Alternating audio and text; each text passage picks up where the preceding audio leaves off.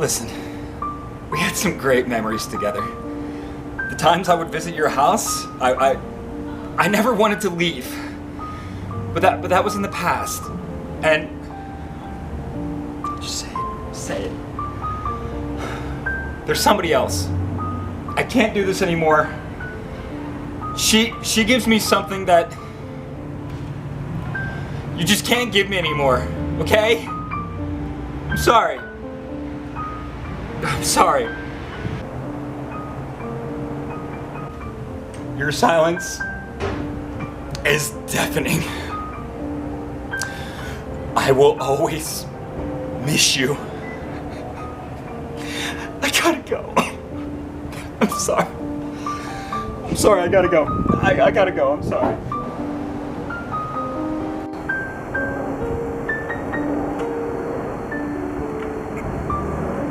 Netflix, we all use it, don't we? Originally just a mail-in DVD service, Netflix has turned into an international staple with their streaming service filled with countless movies and TV shows, coining terms that have become normal in our language like binge watching and Netflix and chill. Nope, no Netflix in here. But the biggest game changer that Netflix provided was original content, shows and movies that were available only on the platform. This was such a huge deal because originally, online programs couldn't compete with the big budget productions of network television shows.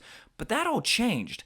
Not only were these shows popular, but many of them were good. Like, Emmy-winning good. And so now the new lord of content, Netflix, has taken over our lives with their list of never-ending material. And today, I want to pick out my top 8 shows that I think are the absolute best. Why top 8, you may ask? Because it's my favorite number, silly. Now, as I said, Netflix has so much content out there, I'm going to narrow down this list a little bit.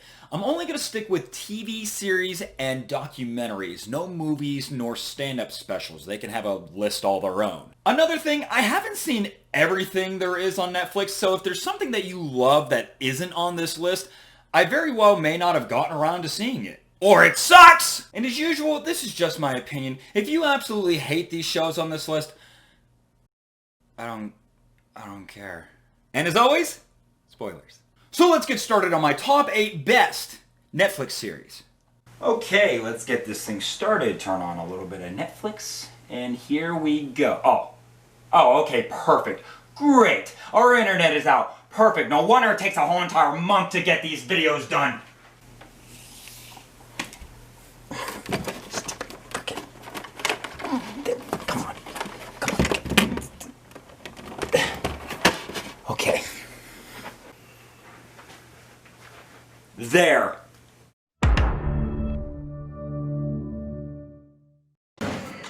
The animals,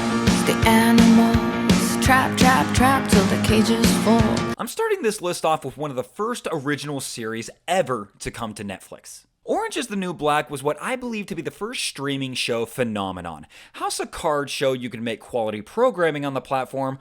Orange showed it wasn't a fluke. The story of Piper Chapman going to a women's prison seemed like a simple premise on the surface. Well, let's see how this poor girl adjusts in this prison, when in reality, it's not just about her. In fact, most people hate her and want to see her, well, Fail, fall, die trying. Orange was really about everyone else in the prison. Practically every episode went through the backstory of each and every prisoner, how they were raised, who they were before prison, and how they got there. The way they humanized these characters of so many different backgrounds and the circumstances they went through was sometimes difficult to watch, but it was real and it was raw. I also thought it was important that they stayed in line with current events, with racial issues, women's issues, and basically Martha Stewart? It was me, bitch. The biggest negative I will say though is that not every episode is perfect and it may have gone on probably a season too long, so that's why it's a little low on my list, but I don't think longevity hurt the show too much compared to something like Bazinga. a game changer in its own right. Orange is the New Black is still a fantastic watch for one of the platform's earliest shows. Then you need to be on your way because she don't like talking to you, not one bit. Are you kidding me? Move, bitch. Being a teenager is hard. The changes happening in and around you, the pressures of social acceptance, and the unnerving desire for love. The end of the fucking world takes those topics and turns it into a beautiful catastrophe. When I say that, I don't mean the show is bad. As a matter of fact, it's brilliant to use absolute mayhem as a means to tell the story of James and Alyssa.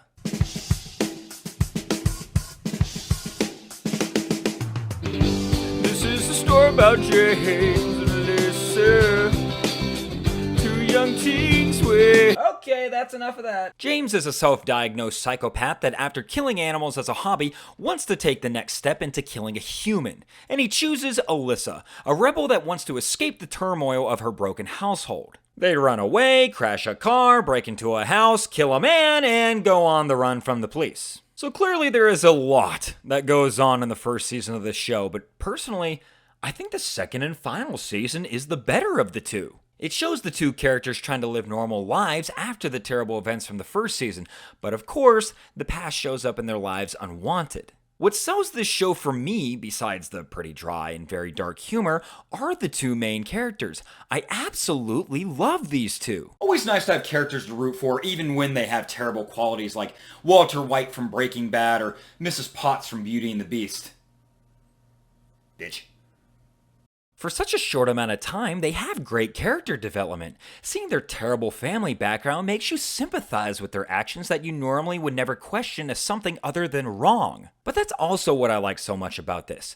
It shows light in the darkest areas. Even when everything is so bleak and nothing will go right, you can still stop and enjoy the little things in this world. It's not a show that everyone will enjoy for its twisted humor and rough subject matters, but it packs so much soul into 2 short seasons, it's easily one of my favorites. Do you think it's going to explode? It's not a film. Come on. Where are you going? Well, we can't drive it, can we? Well, I might be able to fix it. We can't just leave it here.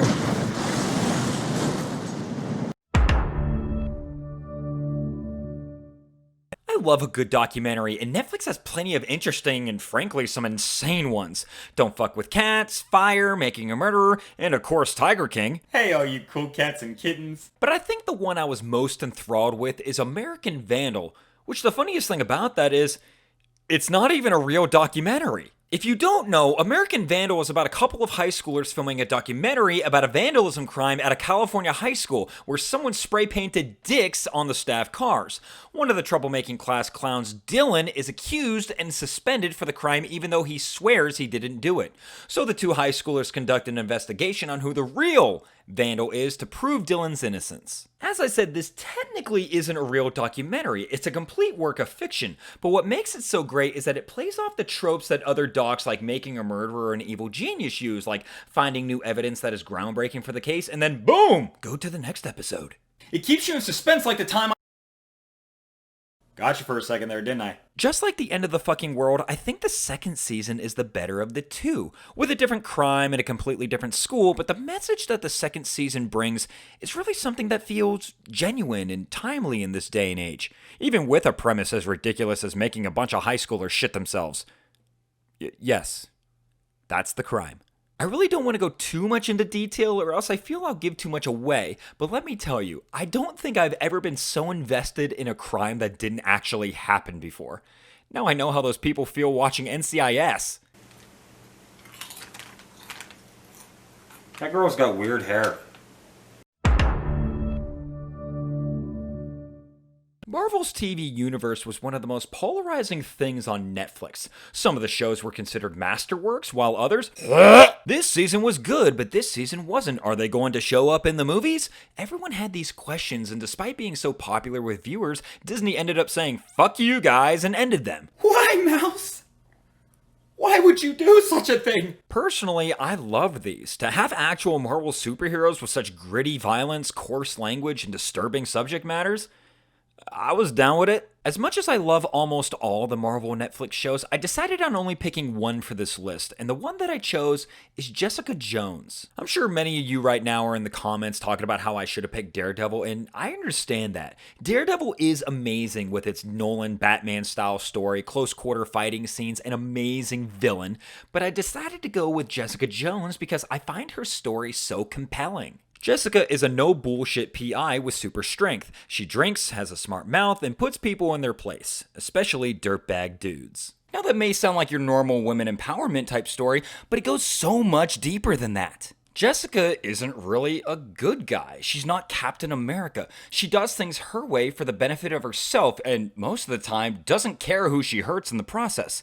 She's cold, secluded, but secretly she has a good heart and knows when the right thing needs to be done. Nothing is black and white, just like in real life. Sadly, she is a victim of many forms of abuse, which has made her the way she is. The show's characters are all fantastic. Her friend and former child star Trish Walker, who plays a bigger role in later seasons, her neighbor Malcolm, who overcomes his drug addiction to work for Jessica, attorney Jerry Hogarth, who helps Jessica with leads, and Luke Cage, who later gets his own Netflix series. But the person I wanted to talk about is David Tennant as the villainous Kilgrave. My God. Tennant does a glorious job of making a man so wicked that he just seems like a normal guy. A man that is so used to getting what he wants because, well, his power is he can force people to do whatever it is he says. The metaphor used here of someone can make someone do anything they ask because of abuse is a bit on the nose, but it's done so well with such a captivating character, I can't help but be enthralled. What Jessica Jones lacks in fight scenes, it makes up for in story, dialogue, and especially the amazing performances of these actors that will easily keep you watching to the next episode. Some maniac says that I am here for a reason. Like some sick destiny. She's out killing people, and I'm in here bouncing a goddamn ball!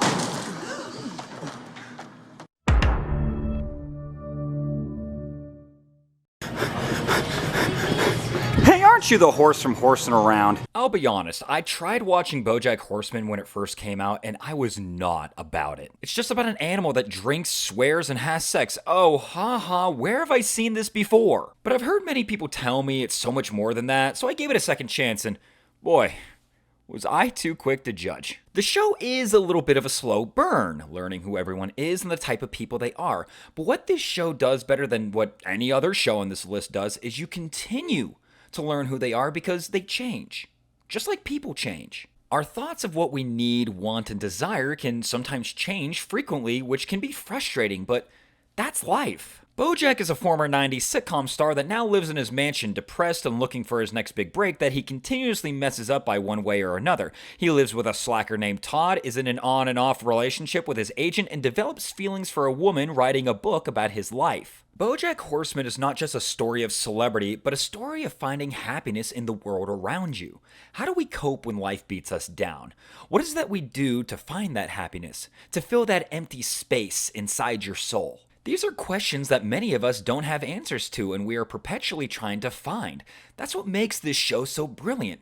It takes these questions and has vastly different characters ask them, if it be to themselves or others. Bojack wants to find happiness in anything that he does, but nothing will fill the void. Todd wants to make something of himself. Diane doesn't really know where she belongs, and Princess Carolyn struggles with the concept of her growing age and what's left for her out there. The humor is so highbrow that if you aren't paying attention, you could miss a great line or visual gag. The themes are complex, and I love how the animation isn't very over the top. It doesn't distract you from what the characters are saying, which is, in my opinion, the most important part of the show. I'm so happy I gave this one a second chance, because not only will you laugh with how funny the show is, but you will start to compare yourself with these characters on a level you didn't think you would.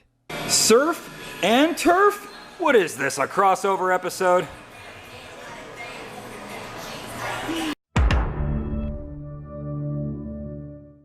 Anybody remember the movie Charlie Bartlett? Story about a kid in high school that would offer teenagers advice and pills from the confines of a bathroom stall? Well, let's take that concept and make it better. Sex education reminds me a little of Charlie Bartlett, where a kid gives advice in a bathroom stall to other students, and that's where the similarities end. Not sure why I brought this up in the first place. Otis is a high schooler who knows all about sex due to having a very open sex therapist mother, yet is a virgin and has never had it before. He gives sex advice to one of the school bullies, which then has him team up with rebellious student Maeve to start a business of underground sex therapy at school. Why is this so high on my list? Well, it's charming. I enjoy all the different scenarios these characters go through because it feels real. These are real struggles that teens go through. Not just the stress of puberty, but just things in everyday life. How to deal with divorced parents, drug-addicted family members, societal pressures, and what is expected of you. It also does an amazing job of discussing sexual assault in the not most conventional way, because it more so shows the aftermath and fear that goes with it, not really the act itself, which is refreshing and should be the focus when discussing the topic. The cast is huge and also very diverse. The representation of gay people, black people, people that are confused about what they are, it's considered very normal in this setting, which I love. As I said, the best word I can describe this is charming. And hell, that's just enough to get it to number 3 on my list. Do give it a watch, just not in front of your parents. It started at 12 o'clock, and then 3 o'clock. Then back down to 6, it was juicy. Then that was 9. Congratulations, you can tell the time. I hate wrestling, specifically like WWE wrestling. I don't think it's because it's fake, nor do I think it's trashy or anything. I watch plenty of trash TV like Jerry Springer with people doing whatever the fuck this is. I just never got into the characters, their one-liners, their moves, their shticks. Hell, in my Looney Tunes Back in Action video, I kept calling one of the characters Stone Cold Steve Austin when it was actually Bill Goldberg. What the fuck? I don't know, it's just not my thing. So the fact that I love a TV show about fake wrestling is quite a shock to me, but I absolutely adore Glow. Glow, otherwise known as the Gorgeous Ladies of Wrestling, is based on the true story of the same name, where a fake wrestling show consisting of all women aired on syndicated television, then was later performed live in Las Vegas. Made by the creators of Orange is the New Black, Glow centers around struggling actress Ruth trying to get her big break, all while sleeping with the husband of her best friend and former soap opera star Debbie.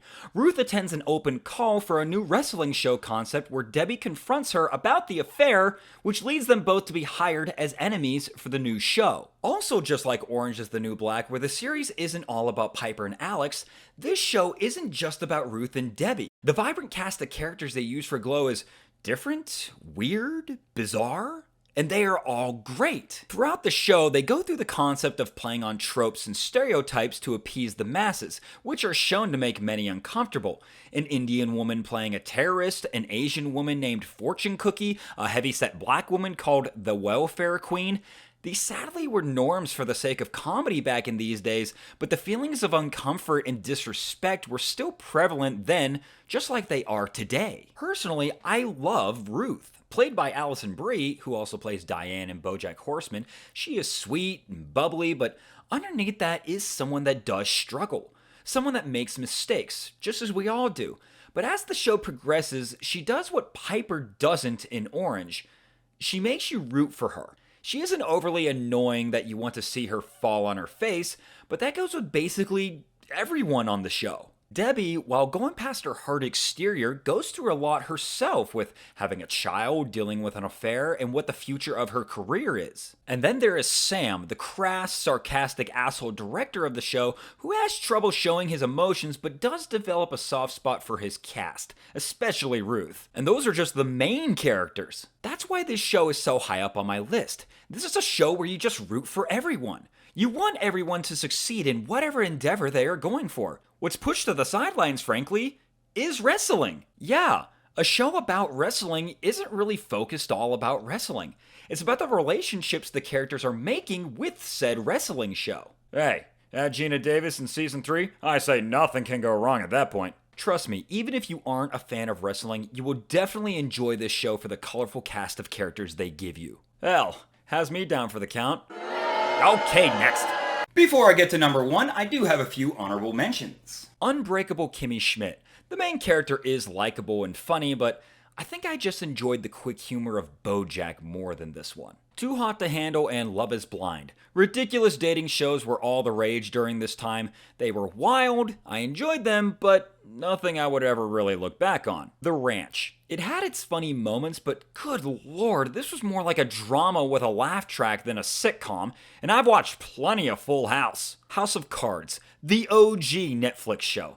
I didn't hate the last season compared to other people, but it was nowhere near as good as the prior seasons. Ultimately, I think it did hurt the show being the finale of the series and all. And on to number 1, but I would just... Oh, I got you again! To me, Judd Apatow movies are hit and miss. Some of them are a little too long, almost all of them clocking in at over 2 hours, which is pretty unusual for comedies, which most are 90-minute laugh fests. But Apatow appreciates character development, which I respect. Since that's the case, would television be a better place for him? I tried with Freaks and Geeks and I didn't much care for it, and I just couldn't get into HBO's Girls for the life of me. So maybe Apatow's TV ventures weren't my cup of tea. Enter husband and wife duo Paul Rust and Leslie Afrin, with Apatow, to give us one of the greatest explorations through the concept of love called, well, love. Love is sublime. Love is frustrating. Love is complicated. Love is a vanity. And that too. The show Love goes through the complications, awkwardness, and benefits of romance told by both a male and female perspective by our main characters, Mickey and Gus. Not only are these two people polar opposites, which helps from the perspective standpoints, but they both have very likable and unlikable qualities. Just like most of the characters I've brought up on this list, they aren't perfect. They are flawed. They are weird, but most of all, they are real. If you follow my channel before, you would know I've talked about my love for behind-the-scenes Hollywood. You put me on a Universal Studios tour and I'm a happy little dicky poo. It's partially my love for the glitz and glamour of Hollywood, but also my appreciation of the dedication it takes for every sort of job in the industry, which this show takes full advantage of. Gus is an on-set tutor for the teenager starring in a TV show but dreams of being a scriptwriter, while Mickey is a radio program manager looking for her next big show. Plus, Gus's friend Chris is a looking-for-work stuntman.